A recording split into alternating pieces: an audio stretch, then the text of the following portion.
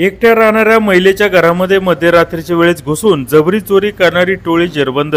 स्थानिक गुन्हे शाखेची दमदार कामगिरी। पारगाव कारखाना पोलीस स्टेशनमध्ये हा गुन्हा दाखल झाला होता।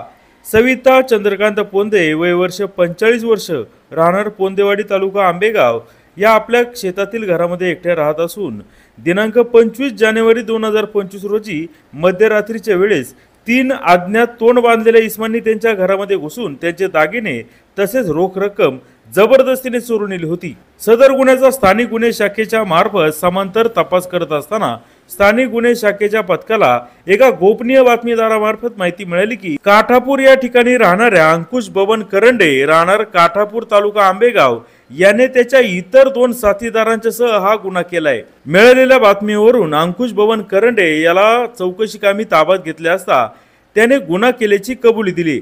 त्याने त्याचा साथीदार जळगाववरून ऊस तोडणी कामी पारगाव येथे आलेल्या राहुल भास्कर पाटील, राहणार टिटवी, तालुका पारोडा, जिल्हा जळगाव, तसेच फिरदेशी पूर्वीपासून ओळख असलेली महिला अश्विनी उर्फ सोनी राजू पवार, राहणार पिंपरखेड, तालुका शिरूर, यांच्यासोबत मिळून हा गुन्हा केल्याचे कबूल केले। या तिन्ही आरोपींना अटक करण्यात आलेली आहे। ही कारवाई स्थानिक गुन्हे शाखेचे पोलीस निरीक्षक अविनाश शेळीमकर, सहाय्यक पोलीस निरीक्षक दत्तात्रय मोहिते, सहाय्यक फौजदार दीपक साबळे, पोलीस हवालदार राजू मोमीन, संदीप वारे, अक्षय नवले, अजित भुजबळ, हेमंत विरोळे, निलेश सुपेकर यांच्या पथकाने केलेले आहे।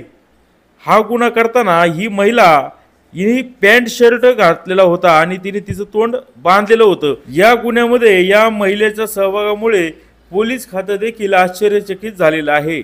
जुन्नर टाइम्स, पारगाव कारखाना, तालुका आंबेगाव।